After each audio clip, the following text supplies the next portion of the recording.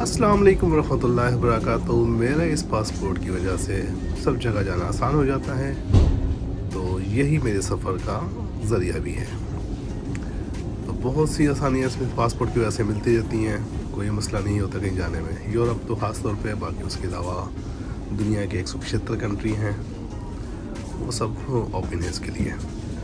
और मेरी जो फ़्लाइट जो मैं चूज़ करता हूँ, मोस्टली मैं रैन एयर यूज़ करता हूँ। रैन एयर के टिकट सस्ते मिल जाते हैं, और फिर इसमें जो हैंड कैरी है वो फ्री हो जाता है। उसके बाद जितना लगेज लोगे वो आपको पे करना पड़ेगा, और फिर सीट बुक करोगे उसकी अलग प्राइस है। सीट के नहीं पसंद करोगे सीट, अगर अदरवाइज़ वो ख़ुद कोई सीट देंगे वो फ्री है। तो मेरी 2 फ़्लाइटें ऐसी हुई, सबसे बेहतरीन जो सीट थी वो मुझे मिल गई फ्री के अंदर। अदरवाइज़ उन सीटों की प्राइस थी 20-20 पाउंड, और मेरे टिकट की प्राइस खाली 22 पाउंड थी, और एक जगह की टिकट की प्राइस थी 15 पाउंड। यानी कि यूके से मैनचेस्टर से बार्सिलोना की टिकट था 22 पाउंड का, और बार्सिलोना से ब्रासल, अब मेरा सफ़र है ब्रासल की तरफ, तो ब्रासल का टिकट था 15 पाउंड का। तो टिकट की जो सीट अगर बुक करता है वो मुझसे चार्ज करते हैं, तो वो सब कुछ मेरा फ्री हो गया काम। तो मेरे 18 पाउंड वो भी बच गए, और मुझे सबसे बेहतरीन सीट भी मिल गई। बार्सिलोना का वेदर था 14 डिग्री, और जैसे ही मैं ब्रसल के पास पहुंचा हूँ, यहाँ पे तूफान था, आर्टिक तूफान, बर्फ़ का, और चल रहा था -7, और फील कुछ ज़्यादा ही होगा, मगर ताहद निज़ा बर्फ़ ही बर्फ़। मैं ये सोचता रहा कि यार नहीं आना चाहिए था इस मौसम में। फिर मैंने बोला क्यों ना इसका भी एडवेंचर होना चाहिए। जहाज़ इसी बर्फ़ के ऊपर लैंड किया। ये वो सर्दी है, एक तो हमारे पास सर्दी पड़ती है कराची के अंदर 8 में, तो लोगों ने घर से निकलना बंद कर देते हैं, और पूरे यूरोप का यही हाल होता है, माइनस में चले जाते हैं। और इनकी तरक्की का राज भी यही है, इनकी मेहनत है जो ये इस मौसम में तरक्की कर जाते हैं, और हम लोग घर में छुप जाते हैं। कोई काम नहीं रुक रहा, सब के सब चल रहे हैं उसी स्पीड के साथ।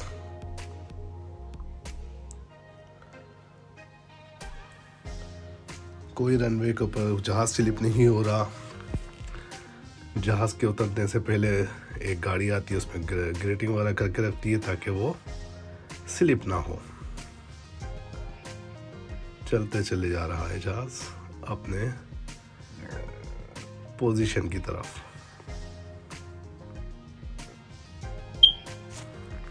यहाँ बस एक ही चीज़ देखने को मिलती है, जिसका जो काम है वो ईमानदारी से कर रहा है। सबसे आसानी यही है, हर कोई अपने काम में लगा हुआ होता है और अपना टारगेट पूरा करता है, जो जिसका काम है वो कंप्लीट करता है। यहाँ पे कोई इशू नहीं है कि बर्फ़बारी हो रही है तो मैं नहीं आ सकता काम पे, बारिश हो रही है नहीं पहुँचना काम पे। टाइम है जो जॉब का टाइम है, उस पर पहुँचना ही पहुँचना है। कराची में मेरे साथ भी इसी था, जो हालात थे हम लोग भाग जाते थे। यहाँ पे फ़ोन पुराने ज़माने के सिस्टम लगा हुआ था, टोकन के साथ आप जिस मुल्क के आपके कॉइन है उसमें डाल के यूज़ करें, या ब्रोसिल के कार्ड ले लें, यहाँ पे फ़ोन कार्ड वगैरह जो भी सिस्टम है। फिर मैंने शटल लेके, मेरी शटल थी, फिर उसके बाद मेरी ट्यूब की ट्रेन थी, फिर मेरा होटल था। सबसे पहले तो मैंने शटल लेकर टाउन तक जाना था, यानी मेन सिटी सेंटर।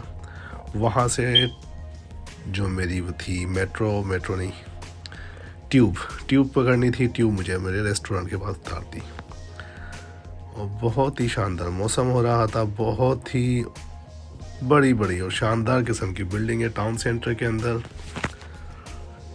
अक्सर ये होता है कि मैं थोड़ा सा अवॉइड करता हूँ ड्राइव करते हुए कार को बर्फ़बारी में, मगर यहाँ पे देखा साइकिल के ऊपर वो फूड डिलीवरी कर रहे थे, यानी साइकिल वाले भी नहीं रुक रहे, हर कोई अपना काम कर रहा था।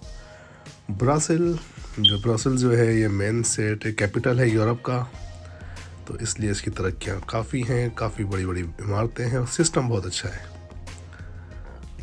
और कंटिन्यूसली बर्फ़बारी अगले 24 घंटे तक होनी थी, तो चारों साइड पे सब कुछ बर्फ़ में डूबा हुआ था। बस खामोशी। हर कोई जल्दी जल्दी में भागता फिर रहा था। बेहतरीन सफ़र, शानदार किस्म का। मेरे पास सिर्फ गूगल मैप था। गूगल मैप की तरफ से मैं अपने सफ़र को जारी रखा हुआ था। डायरेक्शन देख देख के चल रहा था। कभी एक हाथ ठंडा होता तो कभी उसको जेब में डालता, दूसरे हाथ से मोबाइल पकड़ता। इसी तरह सफ़र पूरा किया। और ये बहुत ही शानदार किस्म की बहुत ही खूबसूरत इमारत बनी हुई थी। दोनों साइड से ऐसा ही व्यू था इसका। फिर हमें बस मिली तो उसके बाद हमने इसका अपना सफ़र शुरू करना था होटल की तरफ। ये जो सिस्टम था, एक एक गाड़ी बर्फ़ में धंसी हुई थी। इससे अंदाज़ा हो रहा था कि बर्फ़ कब से आ रही है और कंटिन्यूसली चल रही है और रुकने का कोई चांस नहीं था। अपना ख्याल रखिएगा, दुआ में याद रखिएगा। अस्सलाम वालेकुम रहमतुल्लाह।